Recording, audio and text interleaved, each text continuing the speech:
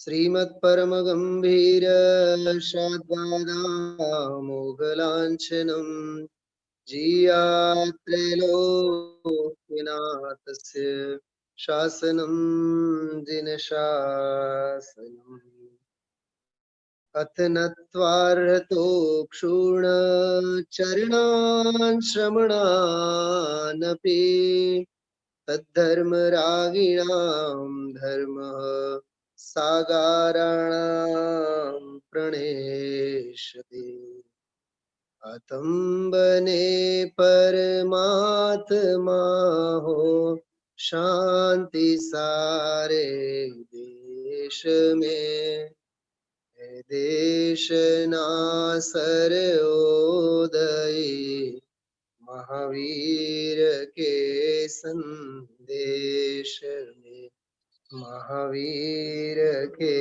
संदेश में।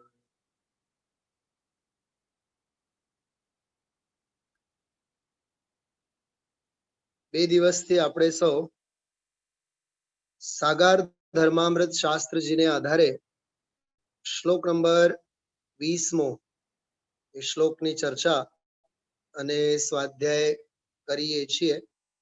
10 મિનિટ આપણે ગુરુદેવશ્રીના આજના વ્યાખ્યાનની ચર્ચા આપણે કરીએ. देखिए, आज का जो प्रवचन था गुरुदेव श्री का, ये रक्षाबंधन के दिन हुआ प्रवचन है. श्रावण शुद्ध पूनम, बराबर 9/8/1976 1976, बराबर. तो आप विचार करिए, लगभग 45-46 साल पहले का प्रवचन. प्रकाश भाई, हाँ, आज से 45-46 साल पहले का आज हम आप लोगों ने प्रवचन सुना. रक्षाबंधन पर्व के दिन हुआ प्रवचन, व्याख्या. शुरुआत में 7-8 मिनट 10 मिनट तक गुरुदेव श्री ने विष्णु कुमार मुनिराज के बारे में बहुत कुछ कहा. अकंपन आचार्य आदि 700 मुनियों के उपसर्ग से संबंधित सारी चर्चा की. बलि, नमुची, बृहस्पति आदि मंत्रियों को विष्णु कुमार मुनिराज ने अपने रिद्धि के बल पर इस प्रकार से परास्त किया. परास्त तो क्या किया, वे परास्त हो गए. उसकी सारी चर्चा आज गुरुदेव श्री ने शुरुआत के 10-12 मिनट में की. और जो प्रकरण चल रहा था सम्यक दृष्टि ज्ञानी के निश्चय और व्यवहार से संबंधित, उस प्रकरण में द्रव्य संग्रह की प्रसिद्ध गाथा 47वीं गाथा. कौन सी गाथा 47वीं? दुविहंपि मोक्ष हेवुम जाने पावुणधि जम मुनि नियमा.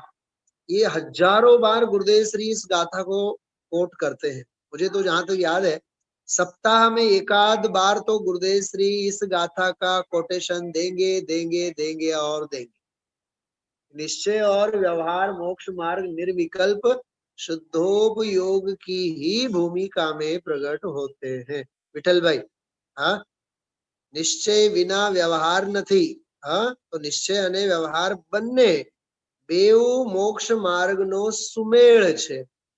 ધ્યાનની દશા અર્થાત શુદ્ધોપયોગની નિર્વિકલ્પ દશામાં જ પ્રગટ થાય. બૃહદ દ્રવ્ય સંગ્રહની આ ગાથાની ટીકામાં લગભગ 75-76 વિશેષણો આપ્યા છે.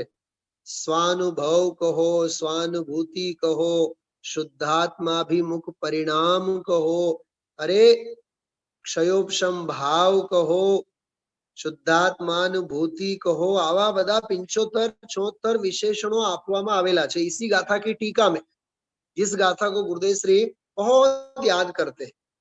और एक आपकी जानकारी के लिए मैं कहूं, राजकोट में जो 320 नंबर की गाथा के ऊपर जो गुरुदेव श्री के प्रवचन हुए हैं, आदरणीय लालचंद भाई जी की उपस्थिति थी जब, हाँ, तो उनमें उन सारे प्रवचनों में 2 प्रवचन गुरुदेव श्री के बृहद्रव्य संग्रह की 47वीं गाथा की टीका में आए हुए जो 75-76 विशेषण है, उन विशेषणों के ऊपर 2 प्रवचन है।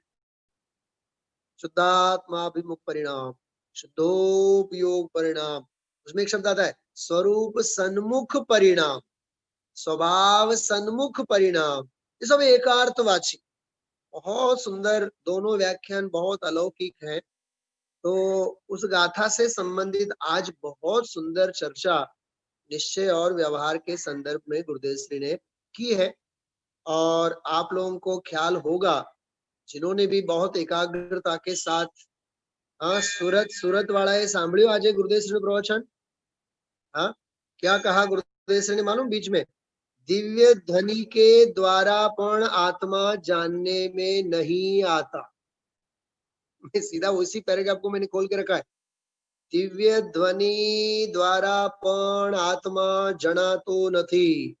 આગળ કહે છે ત્રણ લોકના નાથ સર્વજ્ઞની દિવ્ય ધ્વનિ અને મુનિઓના શાસ્ત્રોના અર્થો એ સાંભળીને આત્મા જણાતો નથી।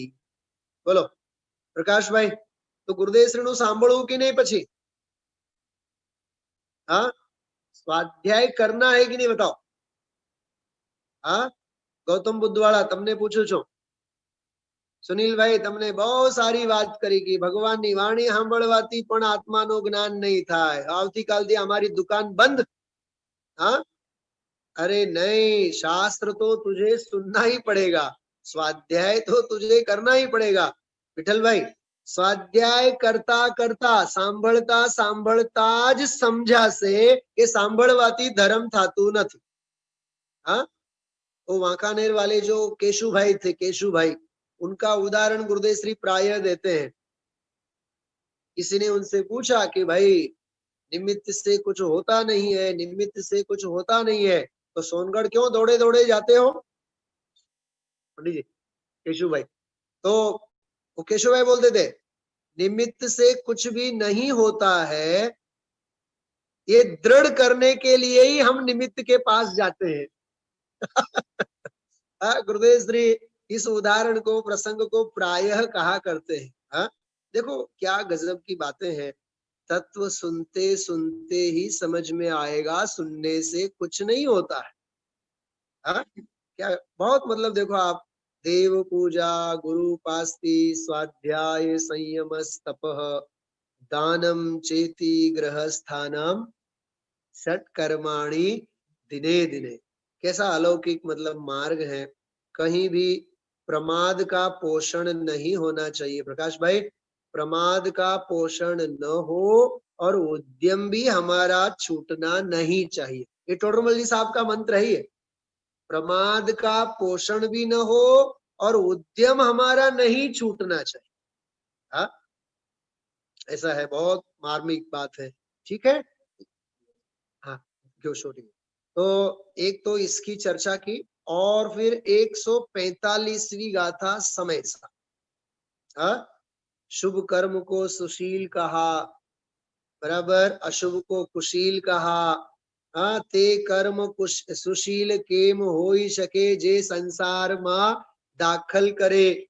वह शुभ कर्म सुशील कैसे हो सकता है जो संसार में हमें दाखल करे? एक बात मैं बता दूं, आज गुरुदेव श्री ने पहली बार मैंने वो सुना, मेरा ध्यान भी पहली बार गया उसके ऊपर। गुरुदेव श्री ने तो कहा ही होगा। गुरुदेव श्री बोले लोहे की बेड़ी जो है ना, वो इतनी वजनदार नहीं होती जितनी की सोने की बेड़ी होती है। तो सोनानी बेड़ी तो વધારે वजनदार होय એટલે એનાથી ઘસારો પણ જાજો થાય। क्या कहा, समझ में आया? वो ज्यादा दुख और पीड़ा देता है। हाँ, इससे पता चलता है कि द्वेष से भयंकर तो राग है। हाँ, हमारे गुरु बंधुओं के ऊपर क्या बीत रहा होगा, क्या उनकी स्थिति होगी। नकुल और सहदेव भावलिंगी संतों के केवल इतने विकल्प, शल्य नहीं कह रहा हूं मैं, इतने राग के, धर्मानुराग के विकल्प कहाँ ले गए उनको? सागरोपम आयुष्य सर्वार सिद्धि में ले गए। हाँ, गुरुदेव श्री क्या कहते हैं? बेभव वधी गया, करोड़ों अब्जो खरबो भव नो काल वधी गयो, केवल ज्ञान एटलू छेटू रह्यु, केवल ज्ञान इतना उनका दूर रहा। तो राग कितना खतरनाक है। तो सोने की बेड़ी वो ज्यादा उसकी उससे घिसाई होती है, तो पुण्य ज्यादा पीड़ादायक है, ये कहना चाहते थे गुरुदेव। चलो तीसरी एक बहुत मार्मिक बात मैं आपको बताऊं, इसमें गुरुदेव श्री ने मोक्ष प्रकाशक का भी उदाहरण देते हुए बहुत बहुत सारी मार्मिक चर्चाएं इसमें की है। हाँ, लक्ष्मी देवा लेवा देवानी ममता करना ये तो जीव के परिणाम है, लेकिन लेन देन ये सब बाहर का। लेकिन खास करके मोक्ष प्रकाशक ग्रंथ राज को, पंडित बनारसी दास जी साहब को, सबको याद किया। और दुनिया में जो लोग बाग अवर्णवाद करते हैं ऐसे विद्वानों के बारे में, टोडरमल जी साहब ने, बनारसी दास जी, तो ये तो भांग की पी करके नाचे हुए थे, अध्यात्म की भांग पिए हुए थे। हाँ, उसी प्रकार सोनगढ़ के लोग भी भांग पी करके नाचते, इस प्रकार का अवर्णवाद लोग करते हैं।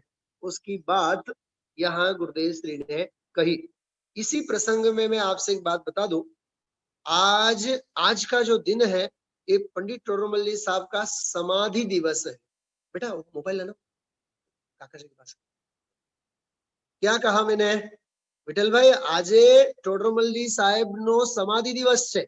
हाँ, पंडित टोडरमल्ली साहब का आज समाधि दिवस है।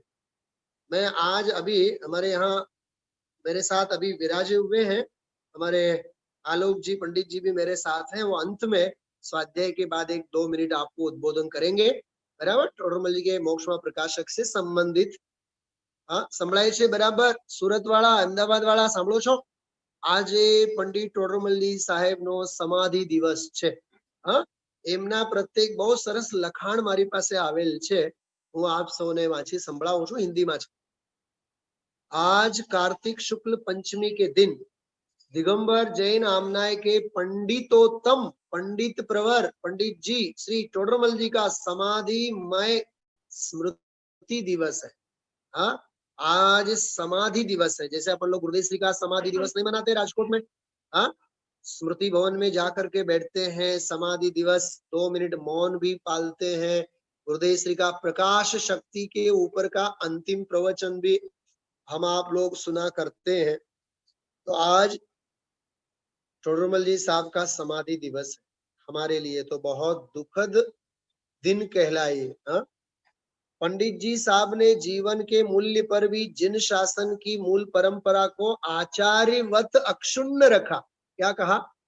ये पंडित जी साहब ने तो जीवन के मूल्य पर भी जिन शासन की जो मूल परंपरा है उस मूल परंपरा को आचार्यवत, आचार्य की तरह उन्होंने अक्षुण्ण रखा, कहीं खंडित नहीं होने दिया।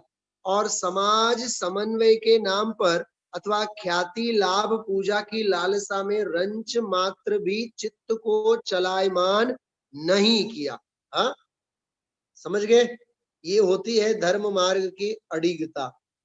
आपने शिथिलाचार का जिस रीति से खंडन करके वस्तु स्वरूप का जिस प्रकार प्रतिपादन किया है, उसके लिए आपका नाम युगों युगों तक अमर रहेगा। मोक्ष प्रकाशक के द्वारा आपकी लेखनी मिथ्यात्व पर यूं ही कुठाराघात करती रहेगी और भव्य जनों का कंठहार बनी रहेगी। भले ही जगत कहे कि आपको हाथी के पैर तले कुचलवाया गया, परंतु सत्य तो यह है कि आपने मोह गज को सम्यक ज्ञान के द्वारा पहले ही मर्दित कर दिया था। क्या कहा? हाँ, हाथी ने तो आपके देह के ऊपर पैर रखे, लेकिन आपने मिथ्यात्व के ऊपर महाअंकुश के द्वारा बहुत पहले ही आपने कुठाराघात कर लिया था। क्या सुंदर लिखा हुआ है। आइए हम सब भी जैन शासन के हृदय को खोलने वाली आचार्य कल्प पंडित टोडरमल जी की वाणी को उनके द्वारा लिखित ग्रंथ टीकाओं के माध्यम से समझ करके मोक्ष प्रकाशक का प्रकाशन करें, मोक्ष मार्ग का प्रकाशन करें और उसे जन जन तक पहुंचाए। तत्व प्रचाરની પ્રતિજ્ઞા અને પ્રણ લેવાની વાત કર્યા ત્યારે આપણે પંડિત ટોડરમલજી સાહેબ પ્રત્યેની સાચી શ્રદ્ધાંજલિ સમર્પિત કરી શકીએ। આની સાથે સાથે આદરણીય યુગલજી બાબુજી એમની ટોડરમલજી પ્રત્યે પંડિત ટોડરમલજી સાહેબ પ્રત્યેની એક શ્રદ્ધાંજલિ કવિતા છે। હું કવિતાનો પાઠ કરું છું, સાંભળો। सत्यनिष्ठ वो तरुण तपस्वी परम सौम्य सारल्य निधान। जग की पशुताओं को तुमने, जग की पशुताओं को तुमने दिया प्रेम का सुंदर दान। मोह और अज्ञान निशा से जग में था अंधियारा छाया। शांत तपस्वी आत्म विजेता, जब तू जग प्रांगण में आया। निपट मूढ़ता पाखंडों के जग में काले बादल छाए। भोले जग के भोलेपन पर, भोले जग के भोलेपन पर तूने करुणा अश्रु बहाए। भूली और भ्रांत जनता को तूने मोक्ष प्रकाश दिखाया। पाखंडी दल ने तब तेरे ऊपर निज षड्यंत्र चलाया। सांप्रदायिक युग का होता, सांप्रदायिक युग का होता तेरे अवसानों में दर्शन। बोल रहा जयपुर का कण कण, धन्य धन्य वो पुरुष पुरातन, धन्य धन्य वो पुरुष पुरातन। अमर तुम्हारे मोक्ष मार्ग से, अमर तुम्हारे मोक्ष मार्ग से पाता अब तक विश्व प्रकाश। तेरे बलिदानों से अब तक, तेरे बलिदानों से अब तक जीवित प्यारा जैन समाज, जीवित प्यारा जैन समाज। ओम शांति। आदरणीय युगल जी बाबूजी ने पंडित टोडरमल जी के प्रति इस प्रकार के अपने काव्य पुष्प श्रद्धांजलि उन्होंने समर्पित की है। हम आप सभी भी सहज योगानुयोग ये सारा हम आप लोगों को ख्याल में आया तो आज के दिन पंडित टोडरमल जी जैसे महापुरुष इस युग में पैदा होते रहें और उन जैसी प्रतिभा से जिन मार्ग का संवर्धन करते रहे और अपनी सारस्वत प्रतिभा से आत्म कल्याण के मार्ग में प्रशस्त होते रहे और हम आप जैसे भव्य जीवों को भी प्रशस्त कराते रहे। इसी मंगल भावना के साथ एक बीच की जो औपचारिकता है मैं पूरी करता हूँ और एक बात की मैं घोषणा करता हूँ। अपना जो स्वाध्याय ग्रुप है, राजकोट स्वाध्याय ग्रुप जो है, इसमें दो ग्रुप है, मतलब अलग अलग दो ब्रॉडबैंड चैनल बने हुए हैं और लगभग इसमें 400-500 मुमुक्षु लोग जुड़े हुए हैं। आज से इस स्वाध्याय ग्रुप का नया नामकरण हम घोषित कर रहे हैं, सहज स्वाध्याय ग्रुप राजकोट। आज से हमारा ये नया नामकरण पंडित टोडरमल जी की पुण्य स्मृति में प्रातः काल मैंने जब पढ़ा तो बहुत विचार आए, क्योंकि पंडित टोडरमल जी साहब ने सहजानंद के आधार से चिदानंद वर्ते ऐसे आशीष रहस्यपूर्ण चिट्ठी में दिए हैं। खैर थोड़ी सी एक व्यावहारिक औपचारिकता है, उसकी बात मैंने की। अब गुरुदेव श्री के प्रवचन में एक में छोटा सा आपको बहुत वैराग्य प्रेरक प्रकरण आया। गुरुदेव श्री दोपहर भोजन के बाद जब स्वाध्याय भवन में वहां बैठा करते थे तो छोटे मोटे जीव वहां से, जैसे वो माड़िया वाला पूरा स्वाध्याय भवन का था इमारत, वहां से आना जाना सब चलता रहता था जीवों का। तो गुरुदेव श्री के नजर में वो छोटे मोटे जीव जब आया जाया करते थे तो गुरुदेव श्री ने बहुत उनके प्रति करुणा के स्वर गुरुदेव श्री के श्रीमुख से फूट पड़ते थे। ऐसा ही एक उद्गार आज के व्याख्यान में आया। तो गुरुदेव श्री बोले, ओ हो देखो क्या बोले हैं। आपके पास यदि ग्रंथ है तो आप लोग देख सकते हैं, 347 347 नंबर का पेज है आज का जो परमात्म प्रकाश का जो प्रवचन है उसमें। गुरुदेव श्री बोले, अरे आत्मानी कोने पड़ी छे बापू, ये आत्मा क्या जशे। अरे आत्मा को, आत्मा की किसे पड़ी है, आत्मा कहाँ जाएगा, जीव कहाँ जाएगा।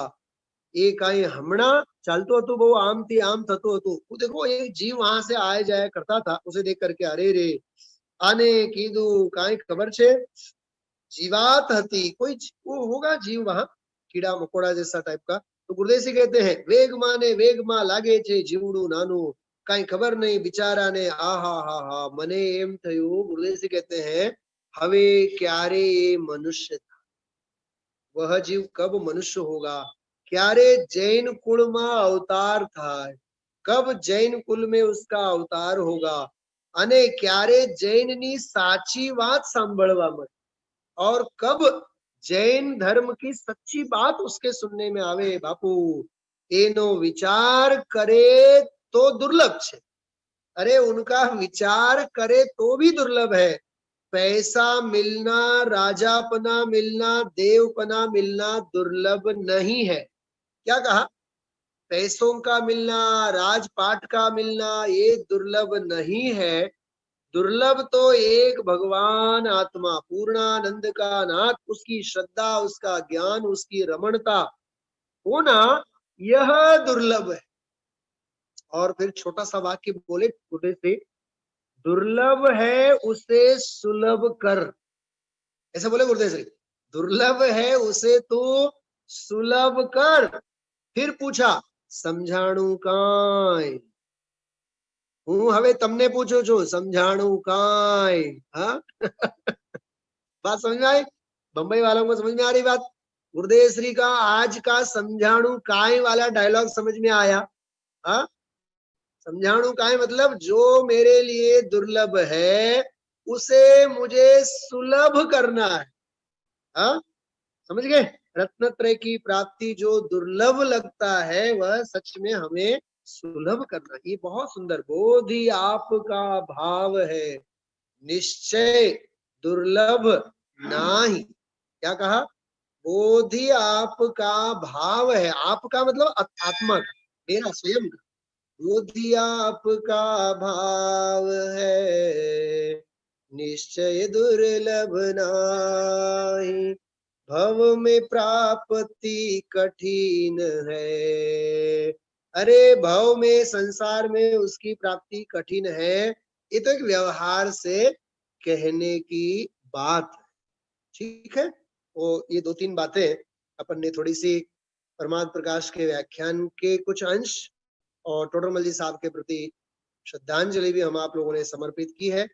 अब अपना जो विषय चल रहा है, बिल्कुल गुरुदेव श्री ने जो अभी बात कही, जैन कुल का मिलना, जिन शासन का मिलना, जैन तत्व का मिलना महा महा महा महा दुर्लभ है। अब यहाँ उस दुर्लभता को पाए हुए जो जीव है, दो जीव, हाँ, दो प्रकार के, जिनकी चर्चा हम आप लोगों ने यहाँ सागार धर्मामृत ग्रंथ के आधार से कर रहे हैं। जन्म सिद्ध अचल अलौकिक गुण संपत्ति जिन जीवों को प्राप्त हुई है, उन जीवों के, भव्य जीवों के दो प्रकार। बराबर, मैं मूल श्लोक पढ़ता हूं। जाता जैन कुले पुराजिन वृषा, ध्यासानुभावाद्रुणे,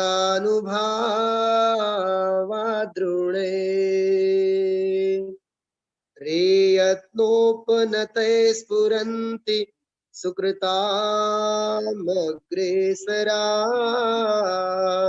केऽपि ते येऽप्युत्पद्य कृदुक्कले विधिवशात्, दीक्षोचिते स्वं गुणे। क्या भाषा है देखो आप, येऽप्युत्पद्य कृदुक्कुले विधिवशात्, दीक्षोचिते स्वं गुणे। विद्या शिल्प विमुक्त वृत्तिनि, क्या कहा? विद्या शिल्प विमुक्त वृत्ति निपुणान्त्यन्वीरते ते पिता। कितनी मधुर भाषा है, आप देखिए। ये कह रहे हैं इसमें, आचार्य ये कह रहे हैं कि जैन कुल में जन्मा हुआ जीव किसकी बलिहारी है? हाँ, सुनना ध्यान से, बहुत गहरी और गंभीर। आज तीसरा दिन है अपना। कह रहे हैं जाता जैन कुले, जैन कुले जाता, जैन कुल में जन्म लिया, बराबर, जैन परिवार में जन्म लिया, जिनके माता पिता को, जिनके सगे संबंधी को जैन धर्म के संस्कार हो, ऐसे परिवार में जन्म लिया। किसके बल पे? कहते पुरा जिन वृषाभ्यास अनुभावात, पूरा भव भव में, हाँ भव भव में जिसने कई भव में जिन वृष मतलब जिन धर्म के अभ्यास अनुभावात, मतलब जिन धर्म के अभ्यास की महिमा से। क्या सुमेरचंद जी क्या कह रहा हूं मैं? हाँ गजपंता के अध्यक्ष हो गए, गजपंता के मंत्री संतरी बन गए, इसकी महिमा नहीं। अरे हमें जैन धर्म मिला, हमें यह तत्व मिला, उस तत्व के लाभ जैसा कोई लाभ नहीं। अहो मुझे तो इन बातों की खबर ही नहीं थी, ऐसी महिमा हमें आनी चाहिए। मतलब तत्वाभ्यास की महिमा बहुत मार्मिक बात है। धर्म मिला उसकी महिमा नहीं, धर्म मिला लेकिन जब हाँ सत्संग स्वाध्याय चिंतन मनन कर रहे हो, तत्व ज्ञान का स्पर्श हो रहा होवे, तो उसकी महिमा आनी चाहिए। बाकी मंदिर तो मिलने के लिए कुत्ते बिल्लियों को भी मिलता है, इसमें कौन सी बड़ी बात? ये मंदिर में कुत्ते बिल्ली आया जाया नहीं करते हैं? हाँ जैसे वो चौकीदार होता है मंदिर का, 365 दिन बैठा रहता है, पुजारी होता है वो 365 दिन भगवान की पूजा करता है। हाँ वो समाज के सेठिया लोगों से भी ज्यादा भगवान के निकट में है ना, रोज भगवान को स्पर्श करे, लेकिन स्वाध्याय, लेकिन चिंतन, लेकिन अभ्यास। धर्म से संप्रदाय के नाम से मत जुड़ो, स्वाध्याय से जुड़ो। ये बड़े पंडित जी साहब का वाक्य है, रविंद्र जी पंडित जी साहब का। धर्म से संप्रदाय के नाम से मत जुड़ो, हम दिगंबर, हम फलाने, हम ढिकना।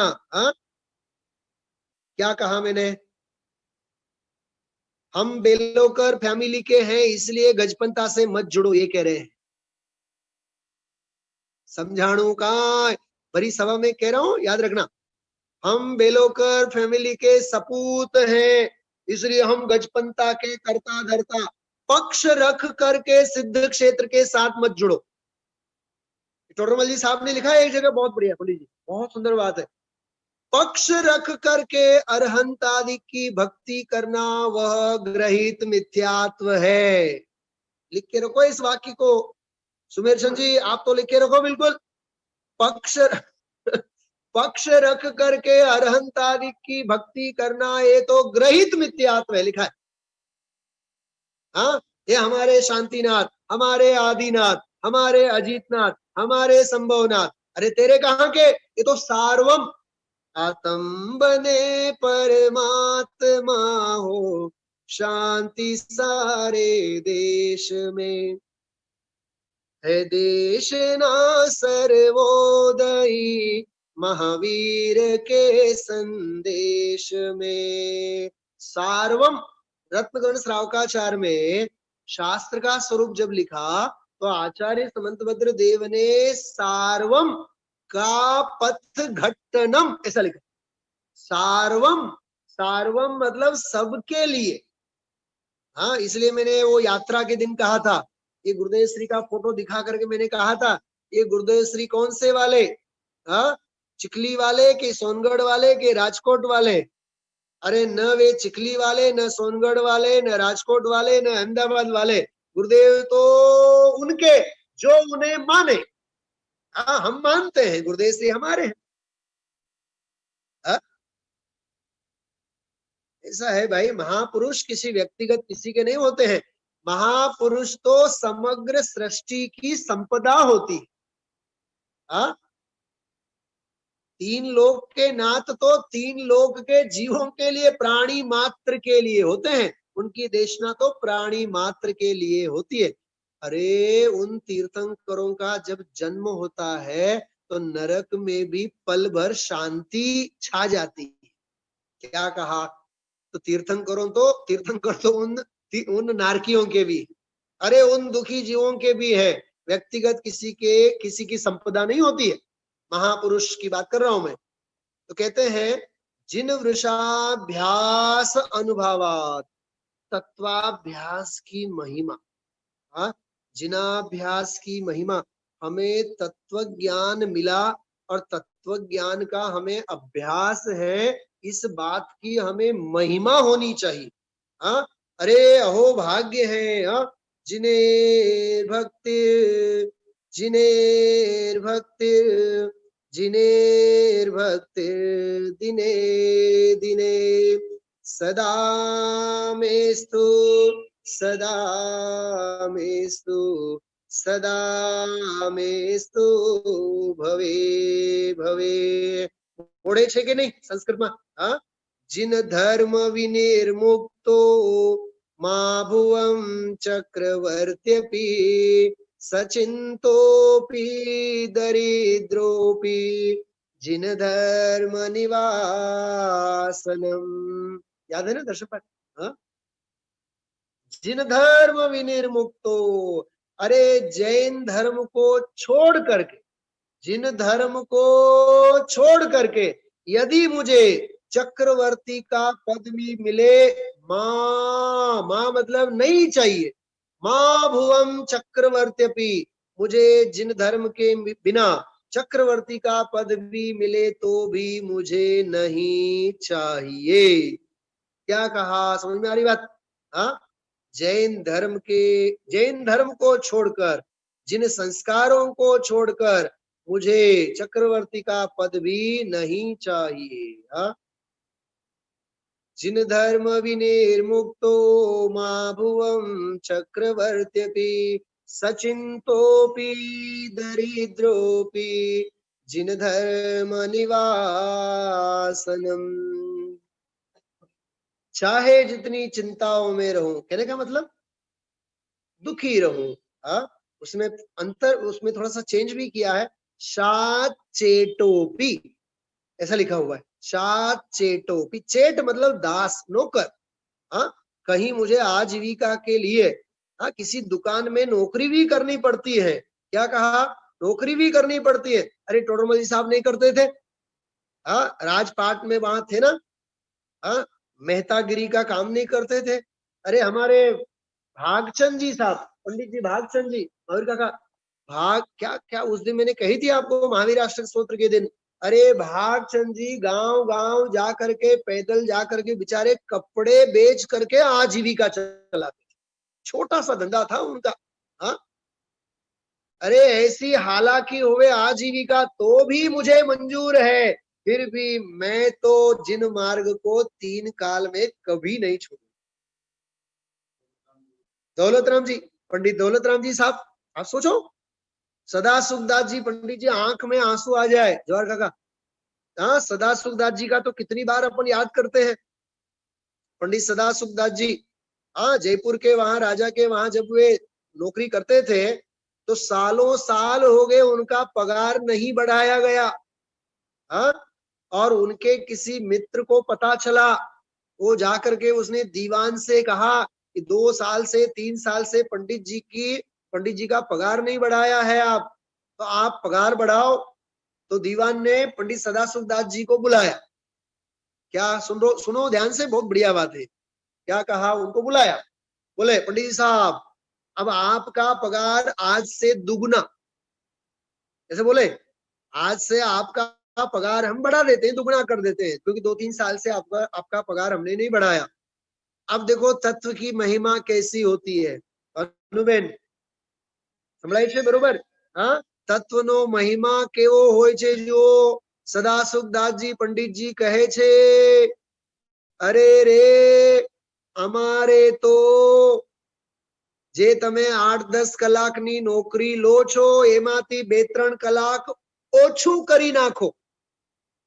जो 8-10 घंटे की नौकरी हमारी आप लेते हैं, यदि आपको कुछ इनाम इनाम में हमें देना होवे तो अब 2-4 घंटे की हमारी ड्यूटी कम कर दो, और जो पगार देते हैं उस पगार में भी आप घटा दो, कम कर दो। लेकिन हमें पगार बढ़ाने के नाम से ये जो 8-10 कलाक जो मजूरी करनी पड़ती है, हमें ये मजूरी नहीं चाहिए। आपको इनाम में कुछ देना होवे तो 2-4 घंटे की नौकरी कम कर दो, हमें पगार ज्यादा नहीं चाहिए। क्योंकि वो जो 2-4 घंटे हमारे पास रहेंगे तो हम जिनवानी का लेखन करेंगे, हम स्वाध्याय करेंगे, हम अभ्यास करेंगे, हम माँ जिनवानी की उपासना करेंगे। ये होती है तत्व की महिमा। हाँ, ऐसी ही धर्म की महिमा के कारण जीव जैन कुल में पैदा होता है, ये मुझे कहना है आपसे। हाँ, जैन कुल में पैदा ऐसे मुफ्त में नहीं हो जाता है प्रकाश भाई। हाँ, समझो आप अभी स्वाध्याय के बाद फैक्ट्री पे जाओगे, ठीक है, फैक्ट्री पे समझो 10 लाख की आपको कमाई हो गई, और अभी आपने 40-45 मिनट बैठ करके स्वाध्याय का लाभ लिया है। शाम को आने के बाद महिमा किसकी आनी चाहिए? स्वाध्याय की महिमा आनी चाहिए। तत्व सुन के गया, ये मेरे लक्षण है। 10 लाख मिल गए, कमाई हो गई, और उसमें अपन यदि हरक पदुड़ा थईए, एचपी थईए, हरक पदुड़ा थईए, ये तो अपलक्षण कहवाय। हाँ, अरे तत्वाभ्यास की महिमा, तत्व के संस्कार की महिमा, हाँ, महिमा है अगम जिनागम की महिमा है, महिमा है अगम जिनागम की महिमा है, जाहि सुनत जड़ भिन्न पिछानी। क्या कहा? अरे जिसे सुनते ही मेरी बुद्धि की जड़ता दूर हो गई। कह हाँ, जाहि सुनत जड़ भिन्न पिछानी। कितनी सुंदर बात कह रहे, देखो आप।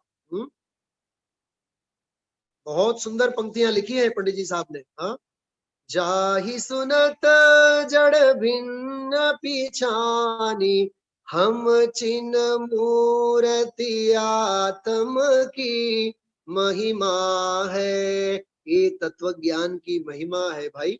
हाँ, ऐसे तत्व ज्ञान की महिमा के संस्कार अंदर में डालने चाहिए। लौकिक में मान सम्मान बढ़ा, ये महिमा की बात नहीं है। हाँ, आलोक जी, पंडित जी, बनारसीदास जी ने नाटक समय सार में ये लिखा, उत्तम पुरुष किसे कहते हैं? मालूम क्या लिखा है?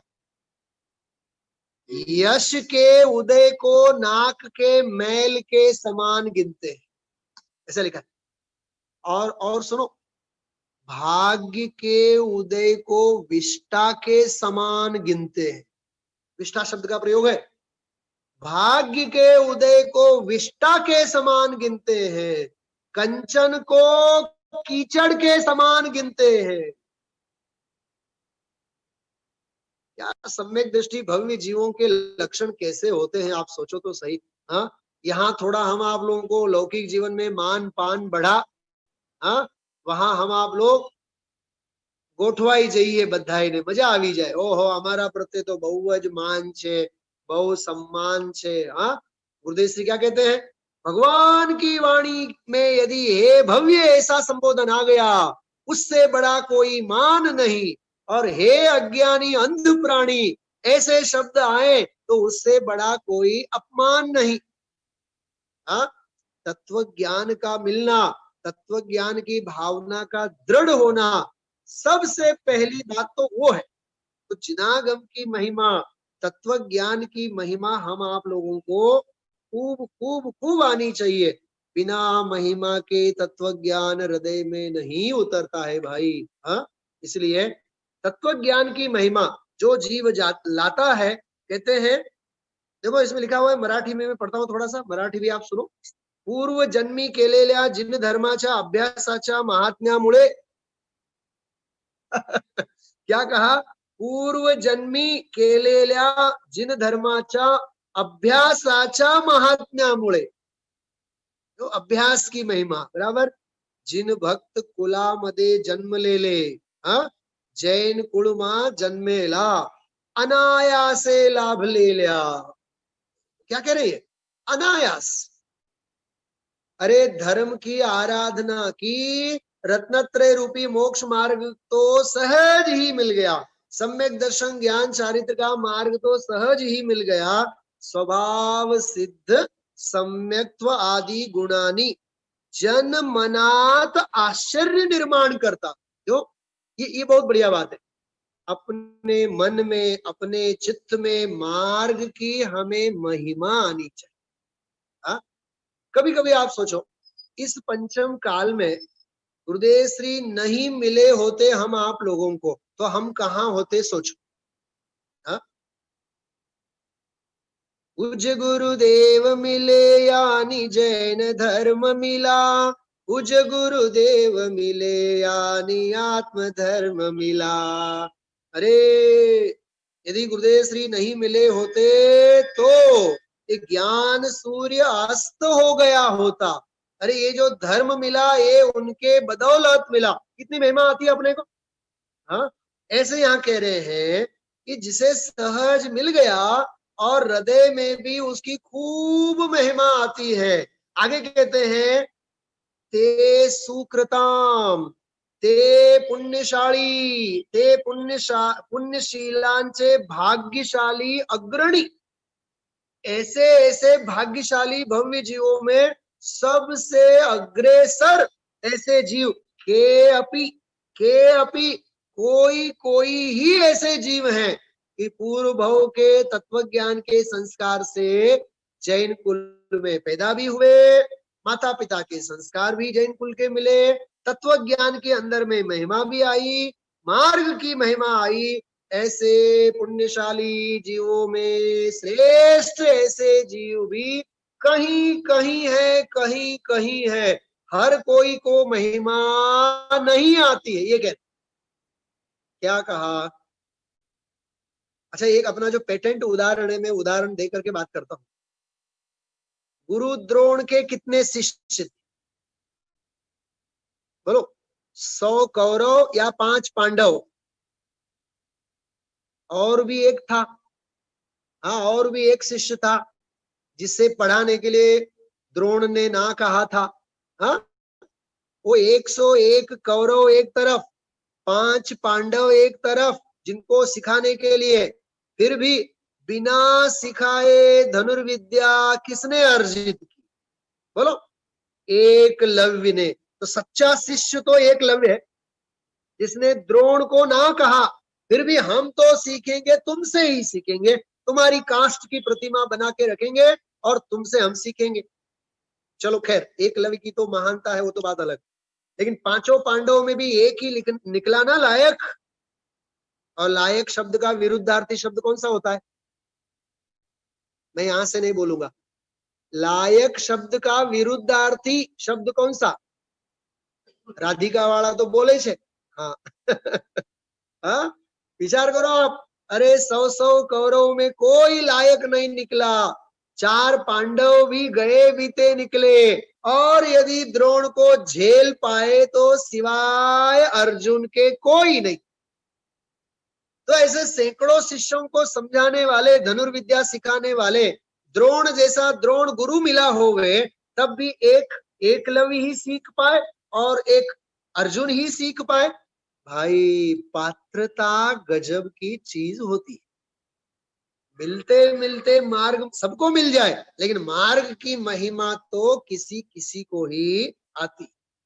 हाँ, और ऐसी महिमा वाले पुण्यशाली जीवों में सर्वश्रेष्ठ तो कोई कोई होता है, हर कोई नहीं होता है। ये भव्य जीवों में भी एक भव्य जीव, ये पहला प्रकार। जो अपन ने 2 प्रकार की बात कर रहे हैं ना, इसमें भव्यों में भी श्रेष्ठ भव्य जीवों में यह पहला, बराबर। और दूसरे की भी अपन ने बात की थी कि दैव योगामुळे विद्या व शिल्प या खेरीज अन्य आजीविका मार्ग असलेल्या। देखो, जिनके जीवन में विद्या का मार्ग नहीं, शिक्षण का क्षेत्र नहीं, और शिल्प, श्रेष्ठ शिल्प कलाओं की दुनिया, आजीविका का साधन नहीं, इनके अलावा अन्य आजीविका जिनके जीवन में होवे और दीक्षा ग्रहण करण्यास पात्र असलेल्या। केवा परिवाરમાં जन्म લીધો એમણે?